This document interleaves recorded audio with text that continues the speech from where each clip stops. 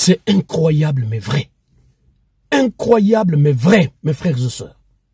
Le monde est à l'envers. Après que la population civile se fait massacrer, torturer, crime de guerre a été commis en Ukraine.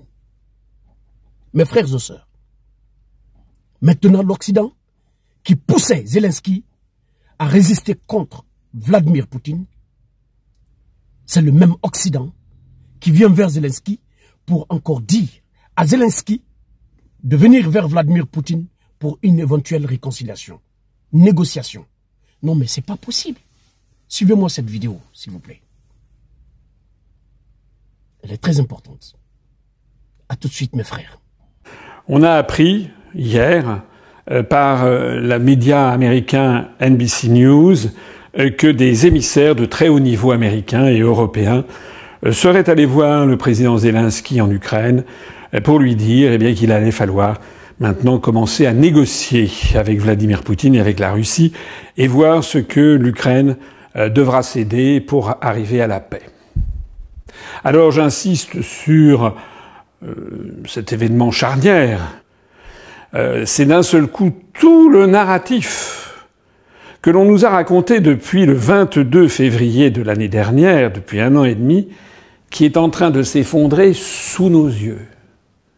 On nous a expliqué que la Russie allait être battue, écrasée, que c'était une puissance en fin de course.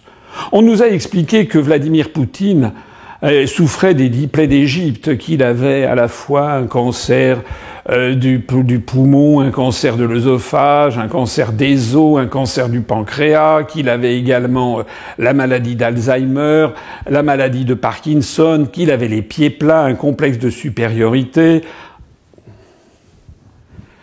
En réalité, Vladimir Poutine est là et bien là, et il est en train de triompher de la coalition imposée par les États-Unis au monde occidental. Puisque je rappelle quand même que d'un côté, nous avons la Russie, avec l'aide en matériel militaire de la Corée du Nord, de la Chine, de l'Iran, mais ce sont des aides sur quelques matériels comme des drones, des choses comme ça.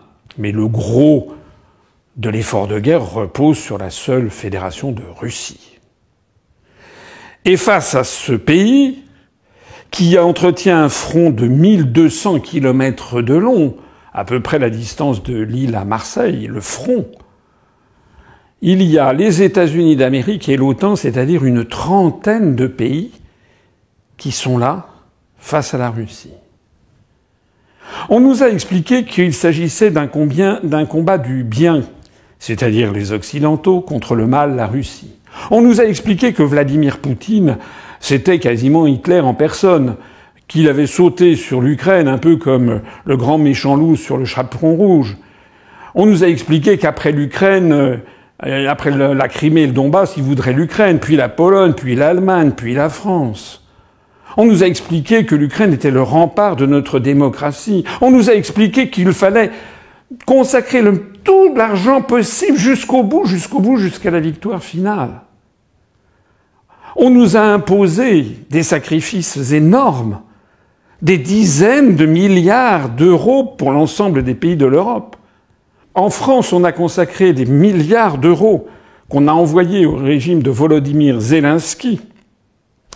Régime d'ailleurs corrompu jusqu'à l'os, noyauté par des mouvements néo-nazis. Nous avons envoyé des armes qui nous manquent maintenant, notamment si nous devons être présents au Proche-Orient. On nous a expliqué que la victoire était au bout du chemin. Et tout ça pourquoi ? Pour qu'au bout d'1 an et demi, d'un seul coup, le narratif s'effondre. Alors je suis en colère, une colère froide et résolue, et très triste. Parce que ça nous en apprend beaucoup, non seulement sur le monde, la géopolitique mondiale, mais aussi sur la façon dont fonctionne la France. En réalité, l'ensemble des médias français se sont comportés comme des médias d'opinion, faisant un lavage de cerveau, comme des médias qui ne respectent absolument plus la charte dite de Munich de 1971 qui fixe l'éthique du journalisme. Nous avons eu tout ce que l'on appelle les médias mainstream rivaliser à qui inviterait tel ou tel général en retraite ou tel pseudo-spécialiste qui nous expliquait que la Russie n'en avait plus que pour quelques semaines. Les propos divergents étaient quasiment inexistants, ou alors quand ils donnaient lieu à quelques minutes, on invitait tel ou tel expert qui parfois pouvait paraître de parti pris, comme par exemple un représentant de l'ambassade de Russie. Mais jamais les médias n'ont fait leur devoir. J'entends les grands médias, je ne parle pas de la sphère Internet. Jamais les grands médias n'ont fait leur devoir qui était d'expliquer au peuple français la réalité de la situation, expliquer que le conflit n'a jamais démarré le 22 février 2022, qu'il puise ses racines anciennes jusqu'au XVIIIe siècle, qu'il puise ses racines plus récentes au début du XXe siècle avec la création de l'Ukraine, qui est un pays composite, voulu par Staline, mélangeant des populations qui se détestent. On a fait comme si la révolution du Maïdan n'avait pas existé, comme si les accords de Minsk n'avaient pas existé. On a voulu défendre aux yeux de l'opinion publique française un narratif qui est exactement celui voulu par l'État profond américain et par le clan Biden corrompu jusqu'à l'os, puisque l'on sait que le président Biden, son fils Hunter Biden, ont parti liés avec notamment une entreprise ukrainienne qui s'appelle Burisma et ont obtenu des millions de dollars de corruption. Les médias français n'ont pas joué le jeu qu'ils doivent jouer dans une démocratie. Dans une démocratie, on doit inviter dans les grands médias toutes les personnes qui ont un avis important et intéressant et autorisé à le formuler, quel qu'il soit. En particulier, pour ce qui me concerne, je n'ai jamais été invité, depuis le début de ce conflit, dans un média mainstream français, à la seule exception d'André Berkoff, sur Sud Radio, que je voudrais remercier ici. Frères et sœurs, c'est vraiment honteux.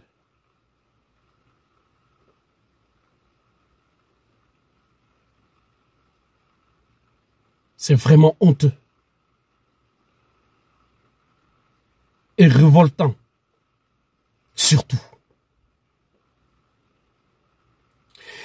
L'Occident ne voit que son intérêt. L'Occident ne voit seulement que son intérêt.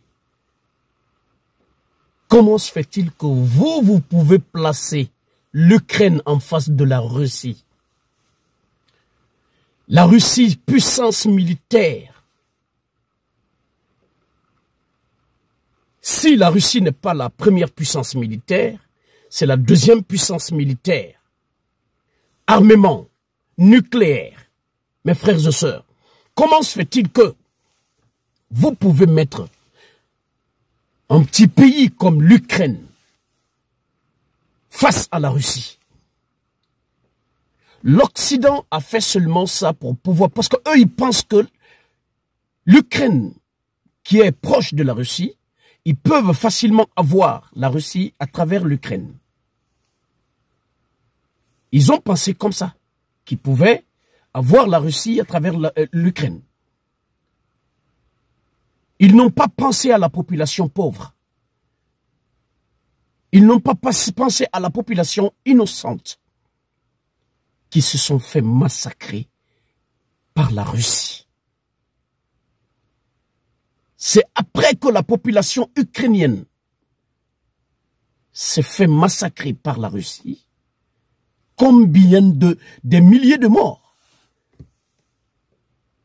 C'est maintenant, et par après, ils viennent vers Zelensky pour le dire de venir négocier avec Vladimir Poutine. Bon sang de Dieu. Bon sang de Dieu. C'est honteux et révoltant. Les personnes qui sont censées de créer la paix dans ce monde, c'est pas possible.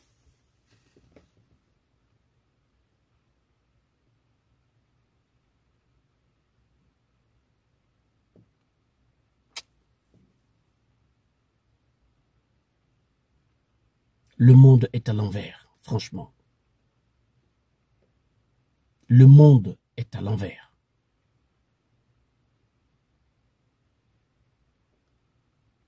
Merci pour votre aimable attention.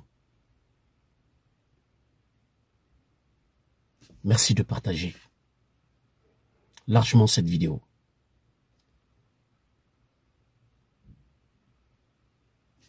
Paix à l'âme de ceux qui sont tombés dans ce conflit.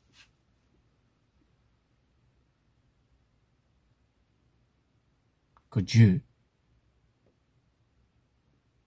leur accueille dans son paradis.